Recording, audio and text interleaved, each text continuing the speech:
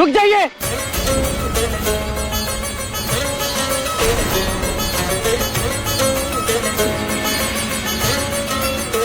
आप युवराज को रोकिए। युवराज, युवराज, युवराज, हमें जाना चाहिए। इनके परिवार की बात, हमें मंदिर भी जाना है।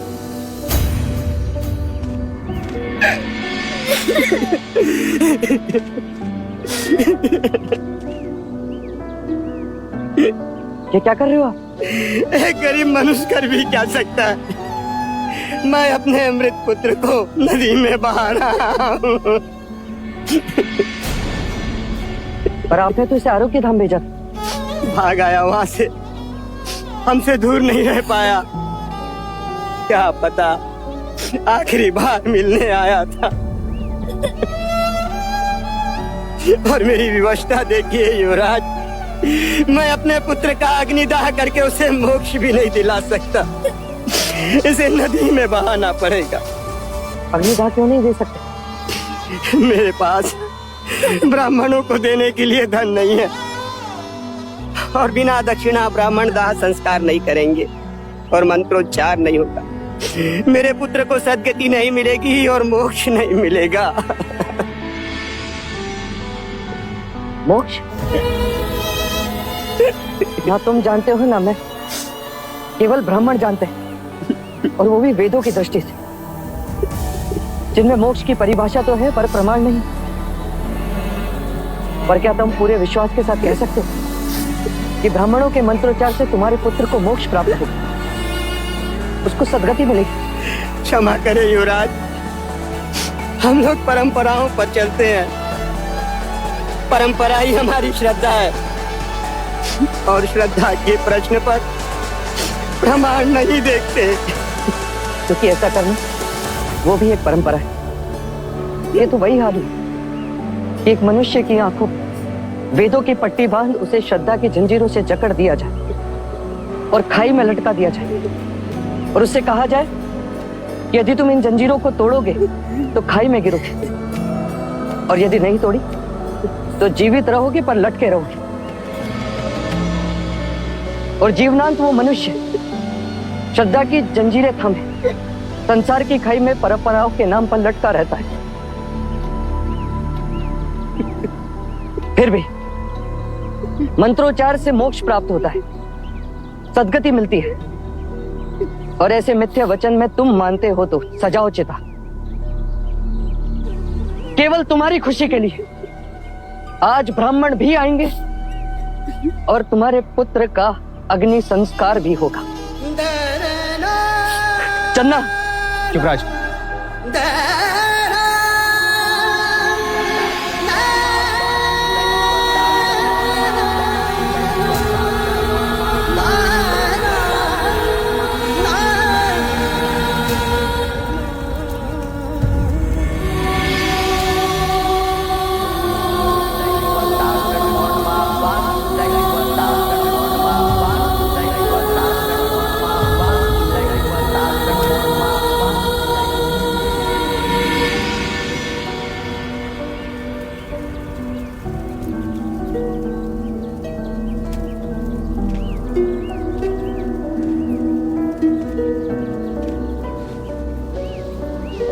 चिता राख हो गई।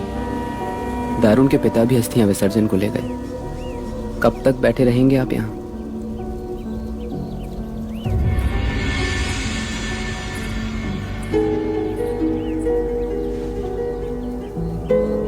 क्यों होती है जीवन के प्रति इतनी घृणा? क्यों उठते हैं प्रश्न? यदि जन्म से मृत्यु की ओर दौड़ना तो जन्म ही क्यों लेते हैं? पंच महाभूत का ये शरीर क्यों राख हो जाता है? क्यों वैराग से मन भर जाता है? क्यों सारा संसार मिथ्या लगने लगता है? इसे विषाद योग कहते हैं युवराज। जब भी यम अपने अधिकार का उपयोग करता है, इस योग का जन्म होता है। जब भी मृत्यु होती है, मन विषाद से भर जाता है। परंतु ये योग क्षणिक होता है। कुछ दिन ये सब उसे याद करेंगे और फिर भूल जाएंगे। कुछ दिनों बाद दारुण भी अपने बड़े भाई को भूल जाएगा। यही संसार का चक्र है। कुछ दिनों पहले वो था, अब नहीं। कुछ दिनों तक हम रहेंगे, फिर नहीं। युवराज, मनुष्य को व्यवहारिक बनना चाहिए। मृत्यु से ना सूरज चांद का उगना बंद होता है, ना बादल का बरसना।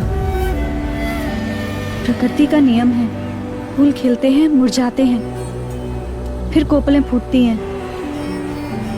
बादल बरसने को ही जन्म लेते हैं और बरसने के बाद उनका अस्तित्व नहीं रहता। फिर नया बादल बनता है, फिर बारिश होती है। पर जगत रुकता नहीं, वो चलता है। अब हम भी चलें? हाँ, हम भी चलते, यहाँ से दूर। कल प्रातःकाल ही मैं आपको दूसरे शाक्य प्रदेश ले जाऊंगा। ऐसी जगह ले जाऊंगा कि नहीं चलना, हम कपिलवस्तु वापस चलेंगे।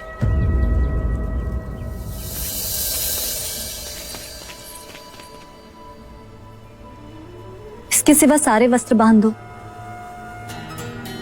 जी।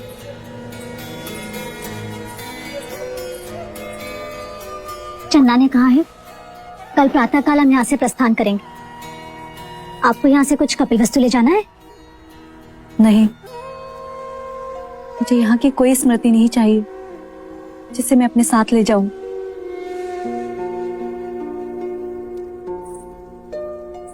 युवराज की तरफ आपका मन भी अप्रसन्न है। एक सुझाव दूं, युवराज को ये शुभ समाचार दे ही दीजिए, फिर देखिए कैसे उदासी दूर हो जाती है। रात में भी दिन निकल आएगा। नहीं लोशिका, इस समय वो जीवन के आनंद का नहीं, जीवन के दुख का अनुभव कर रहे हैं। इस समय उन्हें ये समाचार दूंगी तो उनके चेहरे पर वो आनंद ना होगा जो मैं अपनी संतान के लिए देखना चाहती हूँ।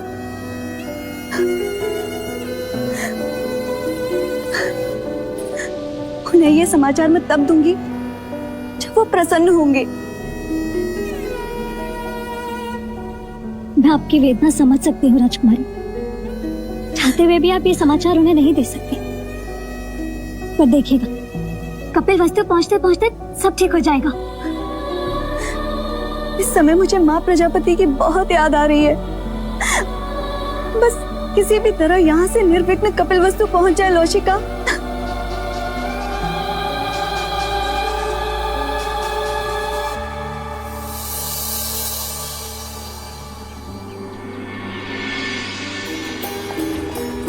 देखो इन शिखरों को, इन वृक्षों को, क्या सोचते होंगे? क्या कुछ नहीं देखा होगा गोपा इन्होंने? फिर भी ये इतना शांत कैसे रहते होंगे? और हम मनुष्य? रुक जाओ, मत करो इतना अत्याचार। मत करो हम पर इतना अत्याचार, मत करो। ईश्वर हमारी रक्षा करो, ईश्वर। परिवार का निर्वाह कैसे करूंगा? ठहरो, क्या अपराध है इसका? तुम्हारा क्या अपराध है? कुछ नहीं। तो फिर क्यों अकारण बीच में आकर अपराधी बन रहे हो? भूख लगी है तो खाना खाओ, कोड़े खाने पर क्यों तुले हो? तुम जानते हो तुम किससे बात कर रहे हो? जो भी हो, हमारे पास राजा तपोधन का आदेश है। ये शाक्य गणराज्य के महाराज शुद्धोधन के पुत्र युवराज सिद्धार्थ हैं। क्षमा युवराज। युवराज, युवराज, कहो क्या है ये सब? क्षमा करें युवराज, राजा तपोधन का आदेश है कि सारे व्यापारियों से कर वसूला जाए। युवराज, वो कर तो ये हमसे पहले ही ले जा चुके। ये अतिरिक्त कर है। युद्ध के कारण राजकोष को भारी क्षति पहुंची है। बंद करो ये अतिरिक्त कर लेना। किसानों से लगान लेते हो, व्यापारियों से कर लेते हो, गरीबों से उनकी रोटी छीनते हो। जब प्रजा ही नहीं रहेगी तो राज किस पर करोगे? कह देना राजा तपोधन से कि युवराज ने विनती की है, ना माने तो आदेश भी मिल जाएगा। उठाकर रखो ये बोरिया जहां से उठाई थी। युवराज सिद्धार्थ की, युवराज सिद्धार्थ की, युवराज सिद्धार्थ की, युवराज सिद्धार्थ की, युवराज सिद्धार्थ की, युवराज सिद्धार्थ की, युवराज सिद्धार्थ की, युवराज सिद्धार्थ की, युवराज सिद्धार्थ की, युवराज सिद्धार्थ की, युवराज सिद्धार्थ की, युवराज सिद्धार्थ की, युवराज सिद्धार्थ की। क्या ढूंढ रहे हो युवराज? महादेवी प्रजापति को? ना, माँ को। महादेवी प्रजापति तो महाराज के साथ गई हैं। और महाराज कहाँ गए? महादेवी के साथ। और वो दोनों कहाँ गए? एक दूसरे के साथ। लो, जो सामने है उनका तो मान नहीं, और जो ना दिखे उनकी पूछताछ। क्षमा करें काकी माँ, पर कोई बात नहीं पुत्र, पर तुम अचानक लौट क्यों आए? तुम्हें तो पूरे शाक्य गणराज्य का भ्रमण करना था। हाँ काकी, वहाँ मन अप्रसन्न रहता था और आप सबकी याद भी आती थी, इसीलिए हम लौट आए।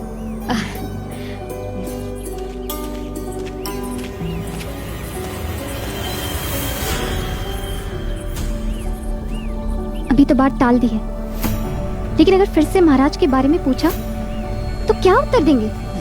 वही करेंगे जो अभी किया। क्या? अभिनय।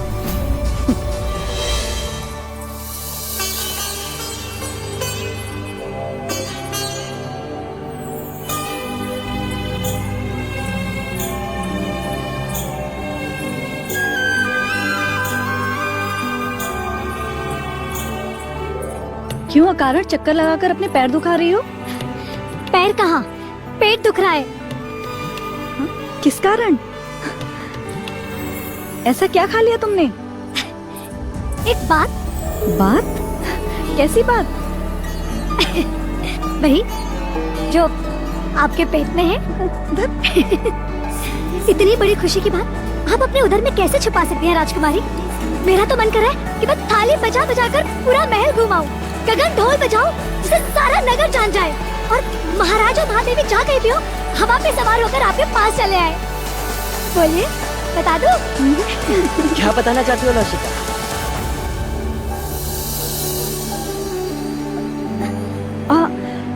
यही कि हम दिए जलाने मंदिर जा रहे हैं।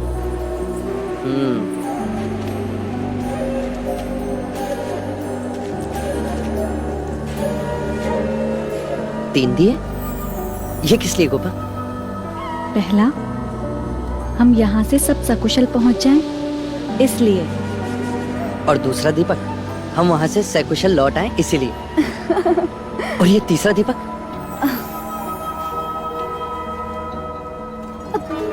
मैं चन्ना से कहकर तैयार करवाती हूँ।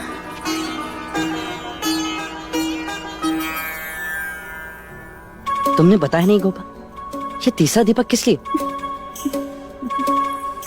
आप बताओ तो मानूं।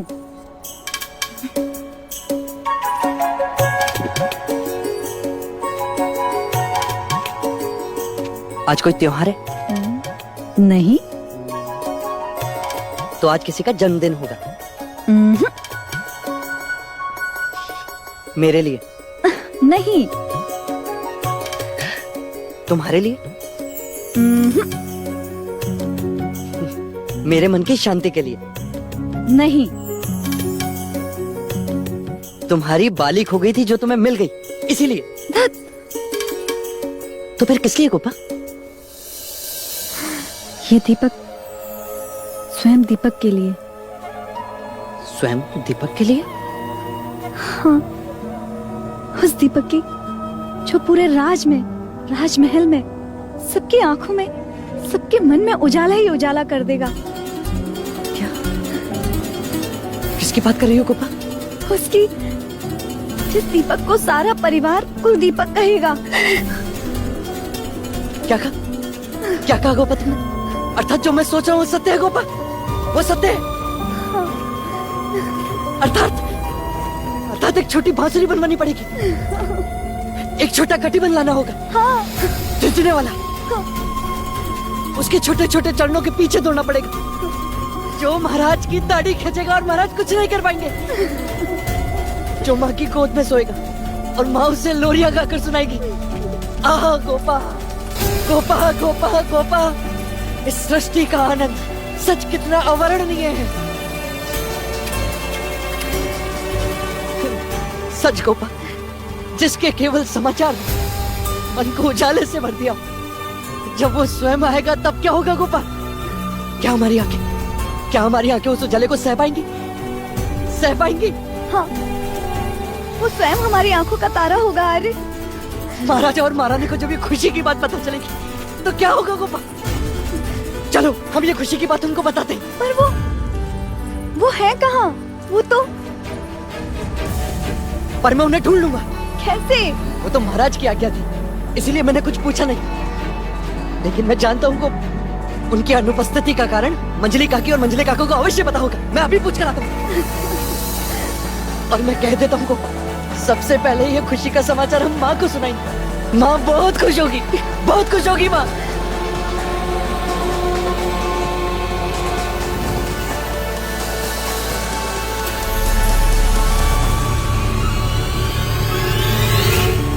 ये क्या कर दिया मंगला? क्या हुआ? पैरों के नुपुर को शीश का आभूषण बना दी।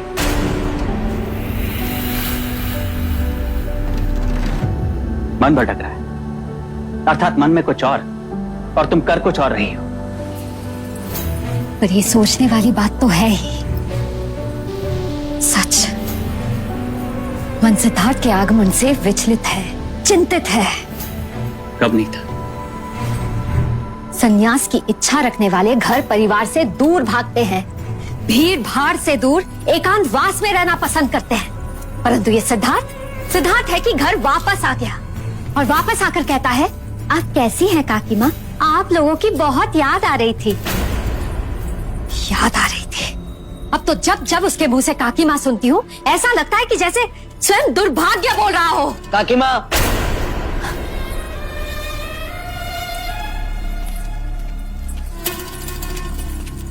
क्या हुआ पुत्र? काकी माँ, मैं इसी घड़ी महादेवी से मिलना चाहता हूँ। ऐसी कौन सी विपदा आन पड़ी जो हम नहीं सुलझा सकते? विपदा नहीं काका, घोषणा को। घोषणा?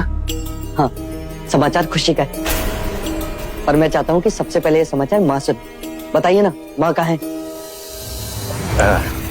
रोहिणी नदी के तट पे। रोहिणी नदी के तट पे? हाँ, कुछ पूजा पाठ करने गए हैं, कदाचित तुम्हारी मनोशांति के लिए। आ गया काकी माँ, मैं चलता हूँ, उन्हें साथ लेकर ही लौटूंगा। और हाँ, लौट कर आते ही बड़ी खुशी का समाचार दूंगा।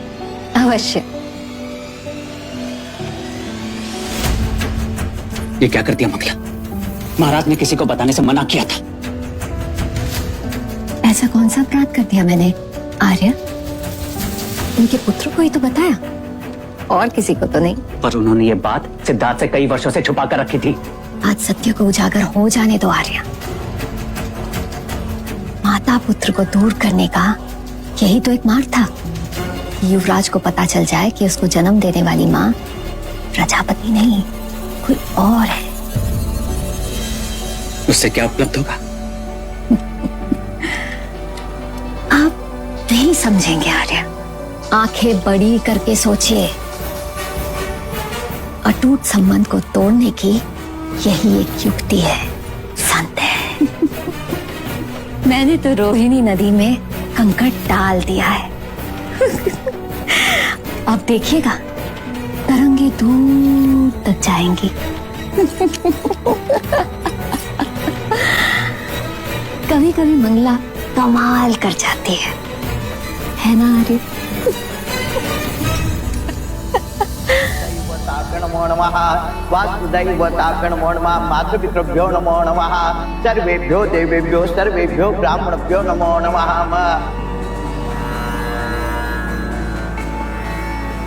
क्या सोच रही हो देवी? न जाने क्यों आज अचानक अपराधी भावना का अनुभव हो रहा है।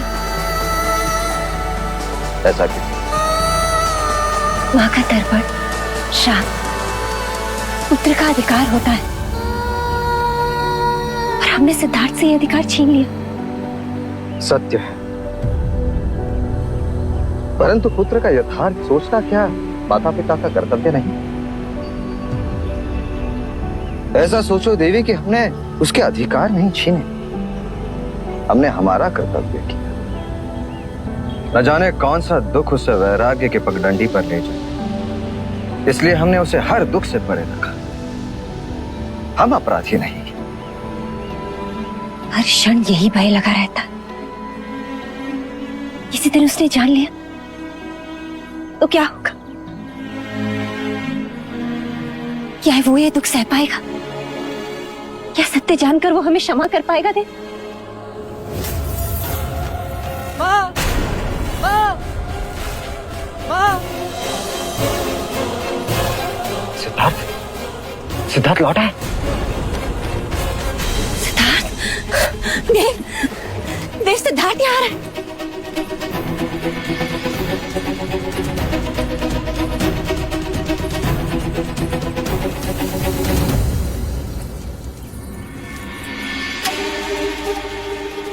युवराज, तुम कब आए? इतने शीघ्र कैसे लौटे? क्या हुआ गोपा? चिंता का कोई कारण नहीं पिताजी। पहले आप बताएं, आपने महल में ऐसा आदेश क्यों दिया कि आप यहाँ हैं और ये बात सबसे गुप्त रखी जाए?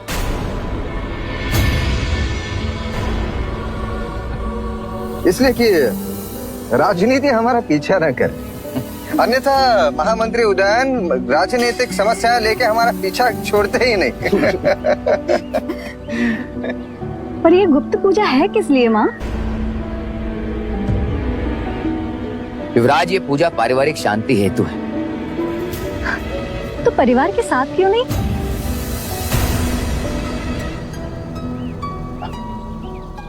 अब आप दोनों आ ही गए हैं तो परिवार भी पूर्ण हुआ। तो ठीक है, पहले पूजा समाप्त कर ली जाए। इसका फल एक समाचार के रूप में आपको तुरंत मिलने वाला है। कैसे समाचार? पहले पूजा पूर्ण कर ले, फिर बताऊंगी।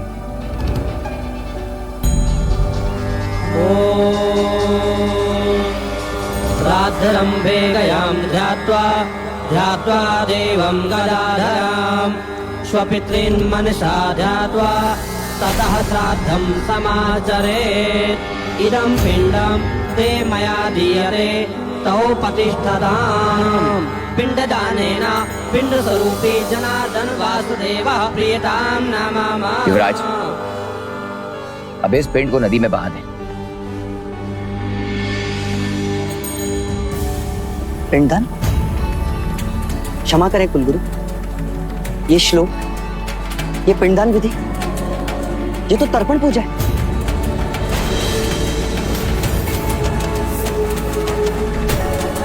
हाँ युवराज, ये सत्य है। किसका तर्पण कर रहे हैं आप?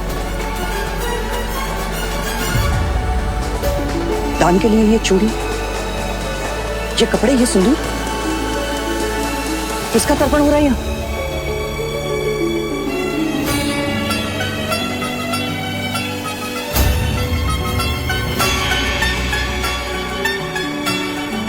तुम्हारी माता का। महादेवी, तुम्हारी माता का।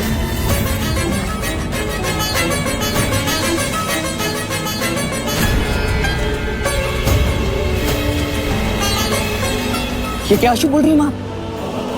जीते जी कोई अपना तर्पण करता है? सिद्धार्थ, हमने बहुत प्रयत्न किया कि तुम्हें इस दुख से दूर रखें, पर अब तुम बड़े हो गए, तुम समझ सकोगे। माँ, क्या समझ सकूंगा मैं? सिद्धार्थ, मैं तुम्हारी जननी नहीं,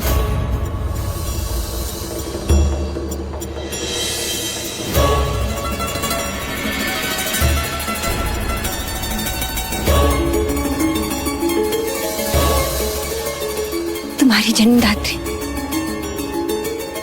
मेरी बड़ी बहन, महामाया थी। तुम्हारे जन्म के 7 दिन बाद चल बसी। मैं तुम्हारी जननी नहीं, तुम्हारी पालक माता हूं।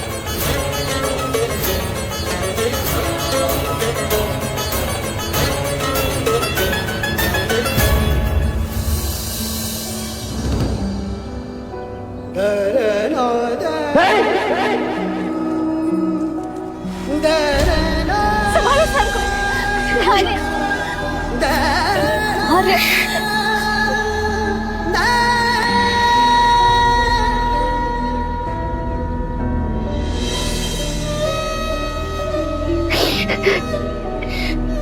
विधि की वक्रता देख लो गोपाल, समय का ये शाप वियोग देख लो। मैं और गोपाल आपको अपनी आने वाली संतान का समाचार देना चाहते थे और आपने मुझे मेरी माँ की मृत्यु का समाचार दे दिया।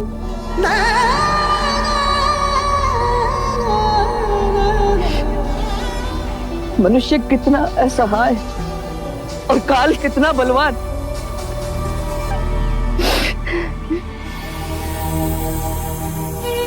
क्या मैं तुम्हें और आपको भी खो दूंगा।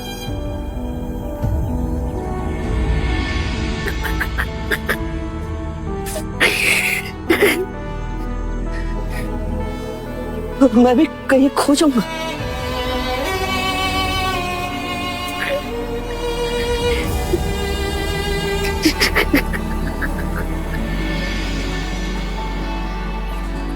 मंगला!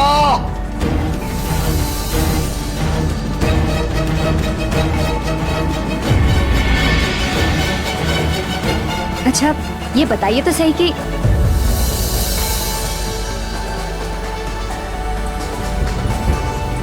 मुझे लगा कि आपके भाई हैं, आप हैं, वो भी ठीक है। चलिए आज आप ही बता दीजिए कि यह हार मेरे गले पर कैसा दिखता है। इस हार के साथ सर धड़ से अलग कर दूंगा तुम्हारा। आज तक तुमने जो कुछ भी किया, जो कुछ भी कहा, मैं चुप रहा, तुम्हारा स्वभाव समझकर अनसुना किया। परंतु अब यदि तुम्हारे कारण सिद्धार्थ को कुछ हुआ तो मैं तुम्हें कभी क्षमा नहीं करूंगा। मेरे कारण? मैंने ऐसा कौन सा अपराध कर दिया महाराज? जो बात गुप्त रखनी थी तुम्हें सिद्धार्थ को बताने की क्या आवश्यकता थी? तुमने उसे क्यों बताया कि हम नदी के तट पर गए हैं? तो क्या उसे महामाया के बारे में पता चल गया? चलो जो हुआ बहुत अच्छा हुआ महाराज, बहुत अच्छा हुआ। लटकती तलवार बनकर जो सत्य जी रहा था वो सामने आ गया। आपके और महादेवी के हृदय का भार भी कम हो गया महाराज, अद्भुत। परंतु महाराज आप तो भार की जगह फटकार दे रहे हो। मैं केवल तुम्हें चेतावनी देने आया हूँ मंगला। पुनः ऐसी भूल हुई तो मैं भूल जाऊंगा कि तुम मेरे भाई की पत्नी।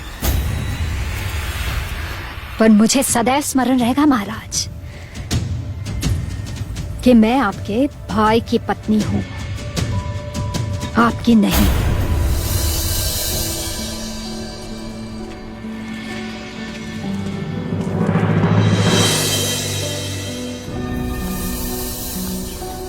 ये सिंदूर, ये आदि शक्ति का प्रसाद और ये फूल, इन्हें हमेशा अपने जोड़े में सजाए रखना। इसकी सुगंध से माँ और बच्चे दोनों का मन प्रसन्न रहेगा। और ये माँ अभया का रक्षा कवच, ये तुम्हारी और हमारे पौत्र की रक्षा करेगा।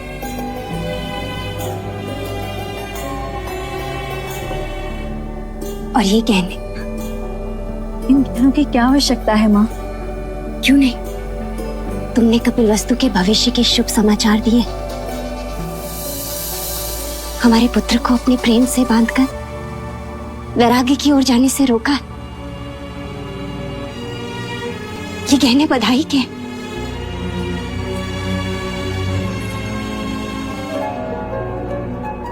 भय के समय आंसू अपशकुन होते हैं माँ। यशो, मैंने तुझे और सिद्धार्थ दोनों को बुलाया था, किंतु तू अकेली आई। आज 2 दिन हो गए, मैंने उसका चेहरा भी नहीं देखा। 2 दिनों से उन्होंने मुझसे भी कोई बात नहीं की माँ। केवल अपने आप में खोए रहते हैं, आसमान तकते रहते हैं। न चन्ना से कोई बात, न कंथक से। कभी बात की तो बस स्वयं से। यशो, यशो तुमसे एक बात पूछूं? अधिकार के लिए अनुमति कैसी माँ? क्या वो मुझसे पहले जैसा स्नेह करेगा? मुझे माँ तो कहेगा ना? कहीं मुझे इस बात के लिए दोषी तो नहीं समझेगा कि मैंने उससे इतनी बड़ी बात छुपाई? महाराज भी बहुत चिंतित थे। नहीं माँ, आपने जो कुछ भी किया अपने पुत्र के लिए किया।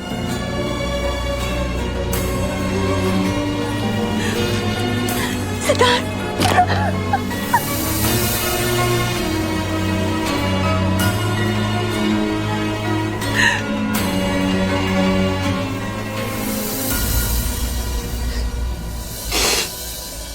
कहाँ थे? क्यों नहीं आए? 2 दिन बीत गए, अपनी माँ की याद नहीं आई। आप भी तो नहीं आई माँ। मैं अपराधी भावना से पीड़ित थी सिद्धार्थ, और मैं जीवन के प्रश्नों से घिरा था। कदाचित आकस्मिक स्थिति के लिए मन तैयार नहीं था और अचानक से ये पीड़ा का समय बीत जाएगा।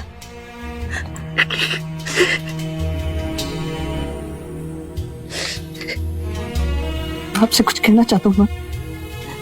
कहो पुत्र। मैं माया का अंश अवश्य हूं, पर आपके बिना अधूरा हूं। आपकी ममता मेरा सौभाग्य है। आपका त्याग मुझ पर आपका उपकार। मैं अनुज नंद का दोषी हूं, जिसे मेरे लिए आपने स्वयं से दूर रखा, जिससे मेरी ममता में कोई कमी ना हो।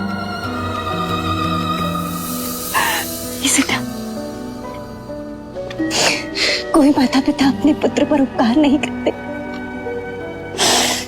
केवल स्नेह करते। स्नेह।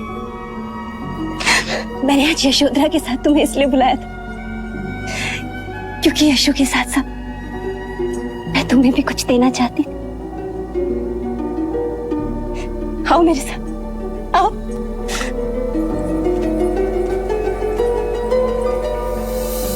ये देखो, ये माया दीदी की स्मृतियां मैंने तुम्हारे लिए संभाल के रखी।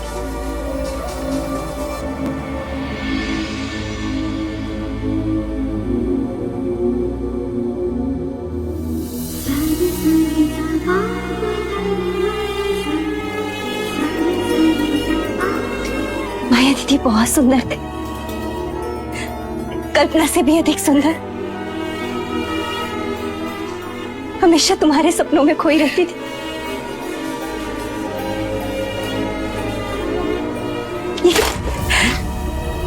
ये तुम्हारे बचपन का खिलौना है सिद्धार्थ।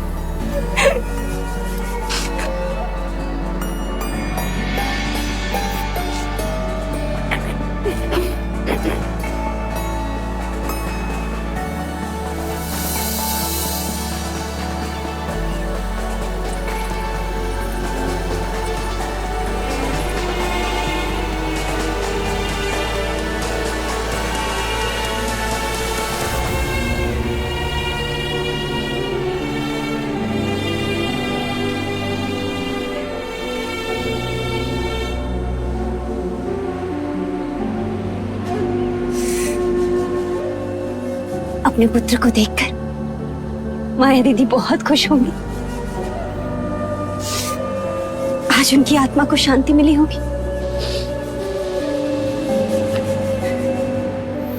बाप, आपको मैंने देखा नहीं, सुना नहीं, पर आपकी धुन सुनी। आपको बांसुरी सुनना प्रिय था, तो ये धुन ही मेरा आपको तर्पण।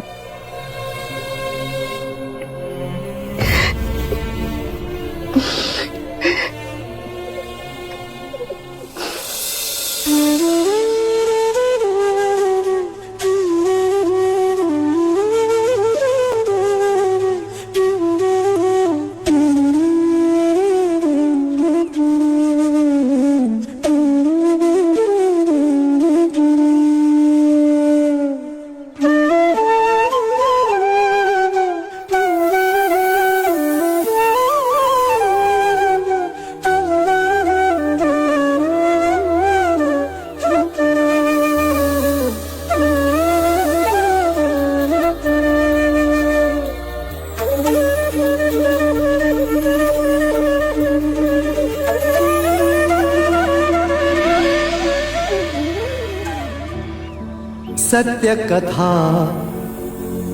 पुरुषार्थ कथा, सुनो सुनो सिद्धार्थ कथा।